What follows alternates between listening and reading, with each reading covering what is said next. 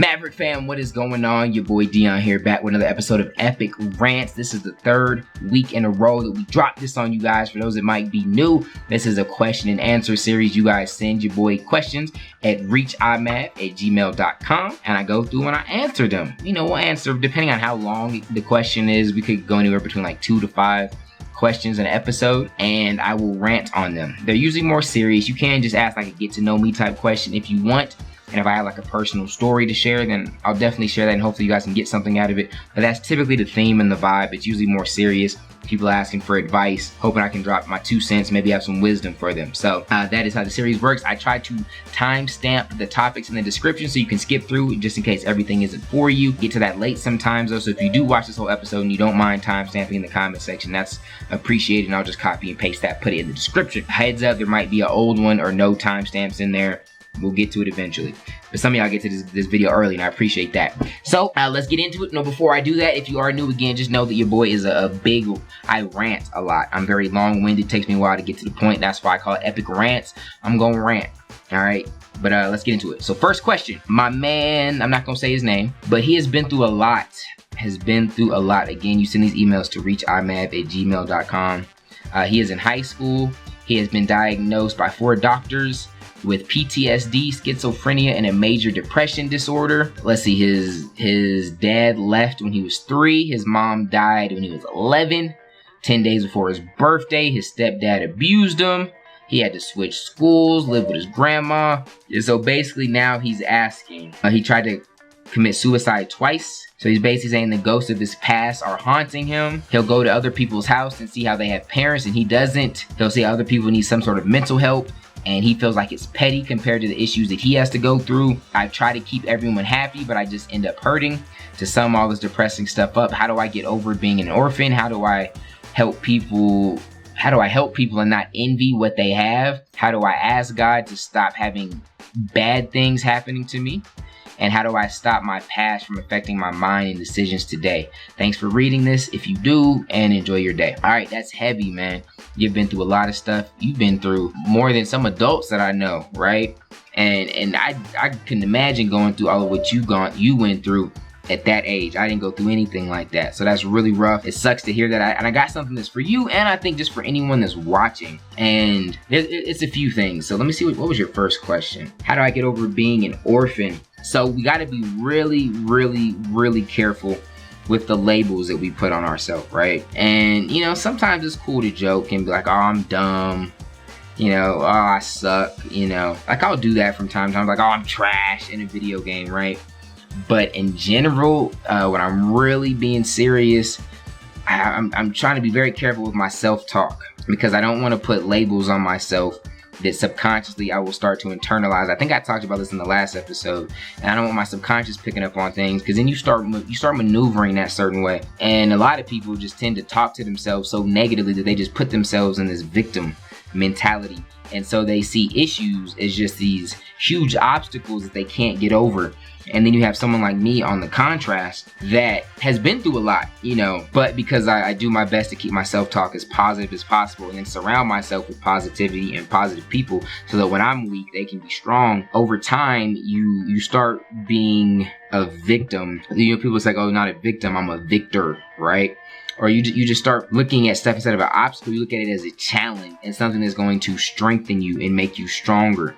And so, you know, whether you are an orphan or not, yeah, that's true. I'd be careful labeling yourself and defining yourself with stuff like that, because obviously you have a lot of negative things, for good reason, that you attach to stuff like that. From square one, that's what I would start with. Don't label yourself anything bad, right? And if you guys are watching this, you can kind of think in your head, what are some of the things that you label yourself as? Maybe it's a failure, a loser. If it's a nerd, if you mean it in a bad way, I think nerds are dope, and they're most people's bosses, so I don't think nerd is a bad thing. But if you take it as a bad thing, maybe it's a nerd, maybe it's fat, ugly, stupid, a slow learner, bad friend, a bad wife, a cheater, lazy. Like all these things, you need to nix that immediately and come up with the opposite and start speaking that into your life. Now there's power behind that. Both there's scientific studies behind that, and then it's biblical too. So you definitely got to start speaking that positivity in your life. And so your next one is, how do I help people and not envy what they have? And this is And my answer is going to be, it kind of goes into your orphan stuff and this. And what's your next one? How do I ask God to stop having bad things happen? All right. So a lot of the stuff you can sum up with your focus. You got to be very careful with your focus. And a lot of us have our focus in the wrong area. There's probably one takeaway I can get you guys to get from this episode would be like your focus. And from the time you wake up to the time you go to bed, that's pretty much the name of the game, man, in life. What are you focusing on? Because what you focus on expands. Just imagine you had like a magnifying glass, right? And a lot of us are doing this, but we only do this to the negative areas in our life. And so they're so big. So think about it. Something could be this small. I don't have anything that's that small. Hold on. So we'll take part of this receipt, right? So this receipt, right? It's small. But obviously if I put it under a magnifying glass or a microscope, like it gets bigger, it expands, right? To the point where I could zoom into where this is all I see. You know, even if I bring it in closer, like see how much bigger it gets. And that's what we do in our life. We have, you know, so many different pieces of our life, right? You know, we have all these little pieces, and a lot of these are blessings that God has put in our life. But for some reason, we only choose these negative ones and we push these ones to the forefront, and it clouds. I mean, look, imagine living your life with this is negativity, and you zoomed in so much. I mean, look, you guys, you literally can't see past this at this point. And so behind this is huge blessings. I mean, blessings that other people would die for, but you can't see them because you've magnified this so much, because this is where your focus is at. And then you pray to God every night and you're like, God, this is bad in my life. This is bad in my life. Please help me, help me. And he's like, man, if you put these in their proper perspective, yeah, they may be negatives. They may be true things that are painful. But how much better would your life be if you took the positive and magnified those? Then you don't even need to change your life. It's literally just a paradigm shift. It's a perspective switch. And you could do that starting today. Of course, it's a muscle that you'll have to work on, and gratitude is something that I think we all could exercise and we'll get better with over time. At least in my life. Some of you guys, it may be a little bit more natural for you, but I went through a lot of disappointments growing up. A lot of times getting my hopes up and then getting things pulled right from under us. Me and my mom struggled a lot, even little Trento. Like even my older brother, we just went through a lot of stuff. And so by default, I think I'm programmed to expect things to go wrong, to look for the negative, to just wait for, all right, something bad's gotta happen soon. Because I feel like that was my life growing up. It really took me a while, and it's still a struggle that I have to work with. I have to be very, very intentional about being grateful about things in my life. And so, if you watch our daily dose, our vlogs, I have a gratitude challenge right now where I'm telling people to be grateful for something for 5 minutes every day in the morning. And if you want to do extra credit, do it at night.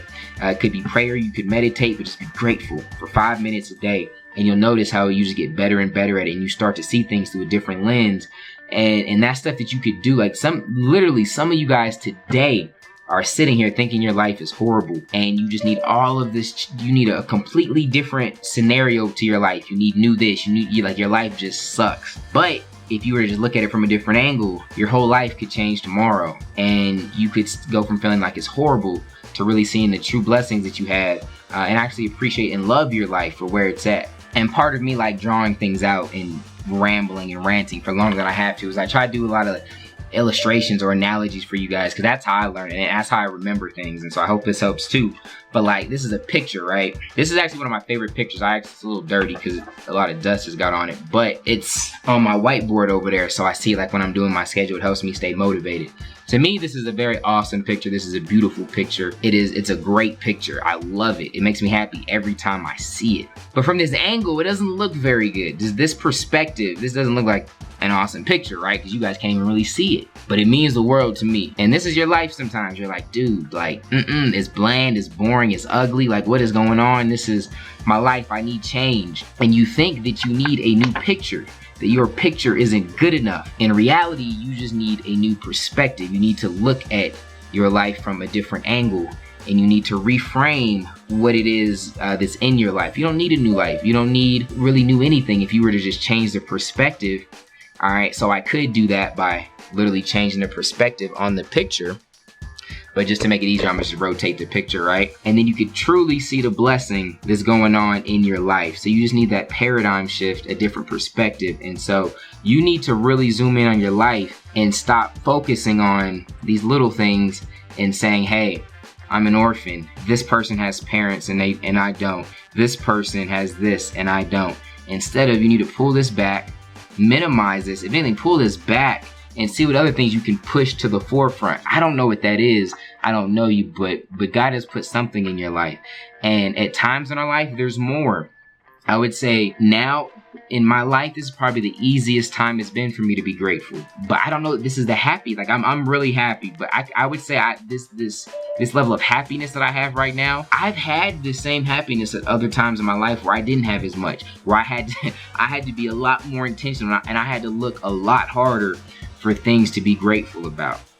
And so I think if I were to give you like some legitimate action steps, I would get out a piece of paper and really try to identify, because you don't want things that you're blind to. Those are the ones that really get you. So try to identify like what labels are you, even if it's subconscious, what are you putting on your life, and what are you calling yourself? What are you labeling yourself? What are some of these negative things that you are magnifying? And I would write all of those down. And then I would try it for the labels, I would try and find the opposite. What's the positive opposite to it? Are you calling yourself fat? All right, let's start speaking that you're gonna be fit. Let's speak that into existence. Visualize, see yourself fit, and get together some habits that you can get to change that. I don't think that it's a negative thing. I don't think it's necessarily bad if you are overweight, that you look at yourself and you're not happy and you don't feel good, and you're not happy with that appearance. That's feedback. Feedback is good sometimes. It's just you got to do something with that feedback. If you wake up and you look in the mirror and you're like, dang, I'm fat as fluff. Cool. You feel it. You feel that feedback. Now let's do something with it. Take action. Do some sit-ups. Get on a diet. Hit the gym. You know what I mean? Get some cardio popping. So that's not bad. So reverse those labels, and then find out those negative things in your life that you're expanding on, and start to push those back, and start searching in your life. So you don't have your parents, but what do you have? Do you have a really good best friend? Do you have people that are close? And maybe because you're so busy putting up specs to the forefront, you don't even see how good of friends they are. Do you have, maybe it's something like this YouTube channel? I mean, I don't know. Oh, you did mention God, so I feel like your relationship with God should be one of the biggest ones that can't no one take away from you, can't no one keep you from receiving. So I think that should always be the biggest one. But besides that, what other health things do you have? It seems like you have, despite some of the mental things that you're going through, you have the ability to fight through all of this. And you got a lot of motherfluffing guts and a lot of motherfluffing balls to have gone through what you've gone through, and you're still standing. And then God obviously cares about you. You've had 2 failed suicide attempts. You're supposed to be here. You're valuable, and you're gonna change. You're gonna leave your mark on this world in a major way. I truly do believe that. And the things that we go through don't have to be in vain. I mean, I'm sure everything that you've gone through, if at the least me sharing it on here is motivating someone else. There's someone else in high school or younger, and they're like, man, I'm gonna just call you Jay. Yeah, like, I want to be like my dude Jay. Like, geez, I'm going through a small percent of what he's doing, and I feel like when he didn't been through all of that, at least I still got my parents. At least I haven't been diagnosed with with schizophrenia, with none of this. At least I'm not an orphan. At least I haven't had to go to foster care, whatever it may be, and you're inspiring them to keep fighting. So for that, I salute you.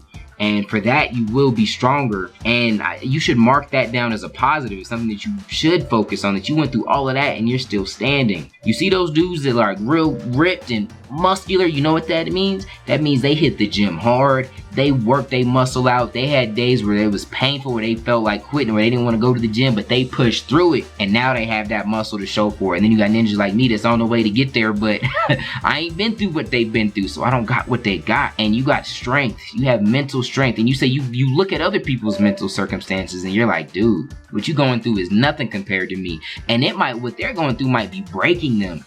And it's a fraction of what you've been through, because you've been made stronger for what you've gone through, and you're gonna motivate other people with your testimony, and there's power behind that. So don't feel like you're just going through stuff to go through stuff. So yeah, how do you stop envying people for what they have? Because you focus on what you have, and once you're grateful for what you have and where you are, you don't have those feelings, right? When you have your own stuff and you're secure and you're grateful, then you really are happy for other people. And it seems like that's not what you're not in that place right now, because your focus is off. And once you fix your focus, you'll be fine there. And then you say, how do I ask God to stop having bad things happen to me. I don't think he's causing any of this. He could be allowing some of it to happen, but I hope I gave you a whole new perspective on that. God allows some things to happen in my life, some things that I cried through, that I hated at the moment, but where I'm sitting now, if I could go back and take it away, I wouldn't. I promise you I wouldn't. It's made me stronger. It's put me in a position where I could do stuff like this, where I could look people in the eyes and not flinch, where I could look into this camera and tell people to work hard and things will work out. To tell people to have faith in God, because there was times where I was struggling, where I didn't feel like I had hope, where I didn't feel like I had faith, and because I did, God was faithful and I came out the other side still standing. And I like that I have that power, because I see people talk it and you could tell that you ain't really been through nothing, my ninja. Yeah, you trying to quote something that you went through Sunday school, but there's a little more power when someone went behind it, and people feel that. And I think that's why people really rock with your boy and send emails like this. So I like that I have that influence, and my testimony and what I've been through helps me with that. So I hope that's your new perspective on it, and it helps you stay strong through what you're going through. So yeah, and then your last question was, how do I stop my past from affecting my mind and decisions today? I think I kind of covered that through everything that I said, and so I'm really long on this one question, so I apologize, but I hope you guys got something. I don't know if I taken this long on one question before. Well, it was multiple questions, to be fair, within one email, but if you guys got something out of this, let me know. I will be praying for you, my man Jay, but I think you're gonna be fine. You're a tough kid, dog. Just the fact that you went through that. I know adults that would not have gone through and survived stuff that you've gone through. So you're very special, and you're gonna do some big things. Just keep fighting, big dog. I'm not worried about you. You're straight. Alright, we got another one. This is a little bit shorter. So basically he's saying, my question is basically, how do I go about living an enjoyable life, but making sure those things don't consume me and put me away from our relationship with God? For example, like the music I listen to, the TV I watch, and the lust for big booty hoes, LOL, and just stuff like that. Thanks ahead of time. So I'll try to be shorter with this one, man, but I think the first one is, don't think that you're wrong for being tempted, right? I know a lot of people think like they've already fluffed up and that they're not like a good Christian or something because they're tempted. They're tempted by the shows they watch, the TV, or they're the big booty hoes, right? Being tempted by big booty hoes does not make you a bad Christian, or even that you're messed up by being tempted, right? And we can expand it, whatever it is, big booty hoes, drugs, alcohol, stealing, violence, right? Whatever it is, we all have our own temptations, right? It's part of the game. Even Jesus was tempted, right? Let's say this, let's say sin. Let's just say sin is very tempting because it looks like it's a lot of fun. No, it doesn't say, I won't say that it looks like it's a lot of fun. It is a lot of fun. Most sins, right? Some people are into some things, and I ain't here to judge what people do on the weekends. People are into different things, but there's some things that are sin that I would consider fun. And so I think that's what you are asking, like, bro, I don't want to be boring. Like, I don't want to be a Christian and be boring, right? I feel like that's your question. And this sounds kind of cheesy, but I can only really speak from my life. I've only lived my life, right? But for me, I think the key is to seriously just seek God first with all that you have, right? And so let's just say God was the finish line. You're at the starting line. Just run to him as fast as you can. Only focus on that finish line, right? And you'll be surprised how other things just kind of fall into place. One of my favorite verses, Matthew chapter 6 verse 33 says, seek ye first the kingdom of God. That should be your number one priority, and then all these things will be added. So just focus on God and getting to know him the best way you can, and then certain things just come with it as a default, right? So let's just say, you know how, and this might not be the best one, but it's close, bear with your boy. So let's say I got the Xbox right here, right? I focus on just getting that Xbox. No, maybe let's do the computer. Computer might be a better one. I just focus, I get that computer. A lot of things come with me getting that computer. Maybe let's say I got it just to be gaming. I get it as a gaming computer. But once I get that computer, I have access to so many other things that just come with it naturally with no extra work. I get to surf the web, right? I can put a DVD in the tray and watch DVDs on it now. I get a lot of things that come default just by acquiring that computer. And when I think you pursue God and have this deep relationship with him, and that's your main focus, a lot of things get stripped from you, and people look back and are like, wow, how did you do that? It was kind of easy. So like for me with the cussing, I had a strong reason why, but I also had at the root, I had a strong relationship with God, and these different desires I had just got stripped from me. And it was just like, the fact that I even wanted to stop cussing was crazy to me. I never would have thought that. I remember being, a more immature Christian trying to like defend cussing and being like, it's not that bad, right? I never thought there'd be a day where I didn't cuss. I honestly thought that. But as I got closer to God, I was just like, I don't want to do this. I don't want to do this. Another one of my favorite verses is Romans 12:2, and it talks about don't conform to this world, but be transformed by the renewing of your mind. Like when you start rocking with God and his word, your life transforms and you don't even recognize your old self. And so that's what, let me make sure I got your question. So that's what I would do. I would focus on that. I would focus on getting close to God, and certain things will transform in you. You'll just want to start listening to different music. You'll just be convicted and you won't want to watch and mess with some of the same things. And I don't know, maybe it might be a struggle for you. Maybe it might be easy, but maybe you're just like, I ain't worried about these big booty hoes. But maybe it is a struggle for you, right? And it takes a little bit longer, but over time, then that gets ripped away first. So I'm 100% about judging a tree by its fruit. And I feel like if you are a Christian, there should be fruits and you should be maturing and getting better. But I'm also big on grace, and I'm not big about beating people up. Sometimes I remember as a Christian, I got convicted when I started really taking my stuff serious with God. I threw away all of our CDs. I had me and my wife had a bunch of rap CDs. I threw all of them away. I think I threw away every video game that had a drop of blood. I was like, no, I'm gonna praise the Lord for everything. I'm not gonna walk too fast because that might not be godly. I was just boom.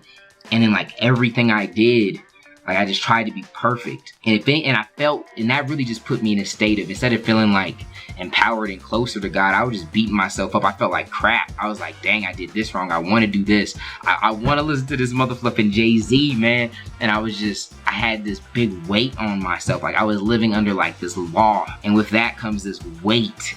And I was just I couldn't do it. We didn't end up buying the CDs back, but I probably re-downloaded all of them. I got it all back. And, I start playing all the games again, right? And so I think you need to get closer to God. And when you do that, he will lead you through the Holy Spirit. And he'll let you know, all right, it's time to clean this up. It's time to clean the cussing up. It's time to do this. It's time to let go of them big booty hoes. And if you submit to that, you'll be fine. And when you do it that way, I think you're going to be your most effective, right? When I was I'm still striving to be, the best that I can, right? But when I was just... I felt condemned. I felt shame. I felt all of these things that minimized me as a Christian. I didn't want to be bold and talk about Jesus because I was all of this crap is wrong with me. I want to do this. I just want to listen to some Wu-Tang. I've never even rocked with Wu-Tang, but I ain't gonna say that. I ain't that old. But, I want to listen to whatever. I want to listen to Big Sean. And it's just I'm not a good Christian, man. What the fluff? And then so I minimized myself. And that's not how you should be. That's not how you should be. Even from the first day you get saved and you got all a bunch of crap, you rough all the way around the edges. You should be a Jesus freak and proud about it and telling the world about it. So get your relationship tight with God, and that Holy Spirit will give you that instant feedback that you need. Get in his word. You'll know God's nature. You'll know what's right. You'll know what's wrong. But that Holy Spirit gives you that instant feedback. So you rocking with certain kind of music, you're all right, I'm going to switch it up. And then you good. That's how it went for me. And, especially when I was trying to stop cussing, there was some stuff I had to fall back off of, man. I had to fall back of. And I'm like, all right, cool. I ain't gonna mess with this. Because it was hurting me. I would get really far without cursing. I listen to certain music and it would bring me back, right?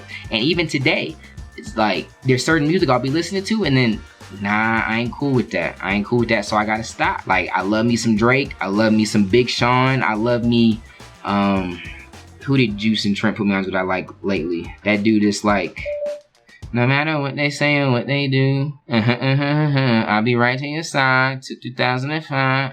I know I sound so old right now. I ain't hip on all this new ninjas, but hold up. Childish Gambino, right? And I rock with a lot of their songs, and I'm cool with it. And then there'll be another song that I listen to, and I'll be like, alright, cool. If God's convicting, then I fall back off of it. And so, I think if you just in tune with God, you got that relationship in the Holy Spirit, He'll lead you and you'll be just fine, player. Be just fine. Fluff, y'all. I know that song probably ain't new, but it's new to me and it's dope, alright? It's dope. If you all listen to some good music, though, and I don't listen to, like I just said, I don't listen to, like, 100% Christian music, so I will listen to Big Sean and Drake and Gambino and stuff like that, but when I was first trying to get into like Christian music, it was hard because I thought it was lame. But if you're looking for some good artists, look at Bizzle, look at Andy Mineo, Lecrae is cool.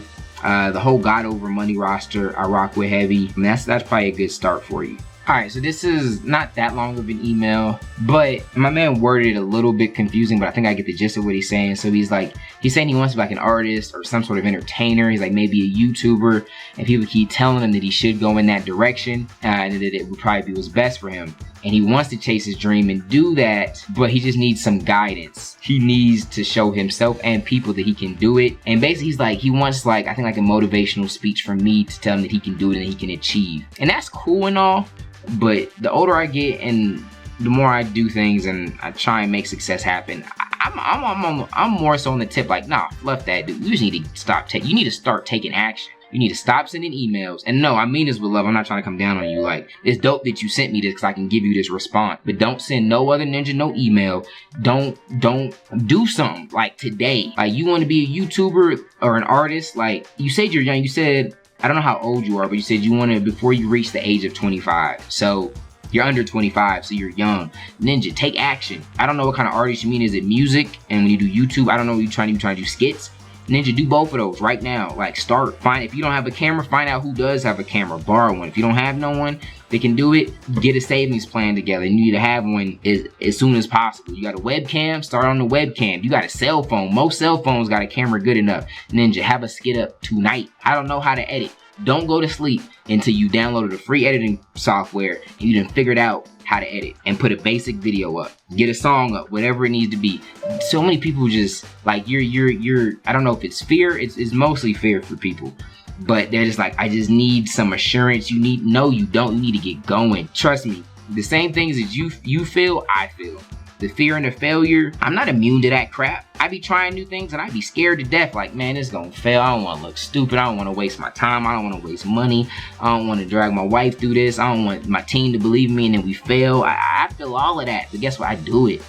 And I do it scared. That's that's success. That's part of it. And I don't have no one to sit there and actually I do have my wife who's an awesome support. I can only do that for so long, like the rah, come on, you got it. I just gotta step out eventually. And so now it's like I be making moves sometimes and I feel my wife in as I'm moving. I'm just that focused on moving because that's the biggest thing. Once you can get going, it's cool. It's kind of like going to the gym. Like, it's so hard to get yourself there, but you notice once you get in there, all right, cool, I can knock this workout out. And so just get going, yo. Like, you need to look at inaction and just being stuck in like the planning stage is like a disease. I look at that and I associate that with failure. Like, not taking action, I'm just like I'm allergic to it. So I'd rather like have an idea and then just go on it. And then I fail and I'm like, all right, cool. All right, I sucked. I messed that up. Now let's adjust. How can I adjust it? But I took the action. And maybe you need to get out. Maybe you need to do some stuff and fail. Maybe that's the biggest thing for you. You need to get over the rejection. Realize that, all right, you can fail, embarrass yourself, get some cuts, get some bruises, and realize, you know what? I'm still standing. I'm still here. And so, yeah, that would be my biggest thing. Like, this is my motivational speech that can show you that you can, you can do it and you can achieve. And that would be my guidance for you. Don't write me no motherfluffing follow-up email. This is it. You got it. Take action. And then once you failed or succeeded, but once you've gotten some feedback on something, then come at me and we'll go from there. But I think that's just your biggest thing. So, and that's for everybody. A lot of you guys are just sitting on big ideas, big dreams, and I'm gonna mess around and laugh at you. I'm gonna think of your big idea eventually and I'm gonna do it. And I'm not gonna feel bad. And I'm gonna get rich off of it. And then you're gonna write me at ReachiMav@gmail.com like, dang, Mav, you just got rich off my idea. But you told me you do it, so I don't blame you. GG. GG in the chat. All right. Hopefully that helped you guys. If you got something from this, please let me know in the comment section. This was a little bit of a longer one. This was more like a podcast, which I do want to do. I do want to have a podcast where I would come up with topics. I would want to interview people. It's in the works, man. I got a lot popping right now, and so we'll see. I'm juggling priorities, so we'll see. But I hope you guys got something from this. If you did, you know what to do. Let me know in the comment section. I need more of y'all to comment. There's a decent amount of you guys, but I need more. I literally need that, right? I'm gonna monetize this video. I'm gonna have a mid-roll ad, which is dope, right? I got kids to feed, but more than that, and I mean that from the bottom of my heart, honest to God, on everything, more than the money that I'm gonna get from this video, what I need from you is that feedback. I promise you. All right, that's what keeps me going. That's what's gonna keep. That's really what motivates me, and that's really why I do this. So give me that feedback if you got something from it. I love you guys. Y'all are awesome. Till next time. God first. God bless.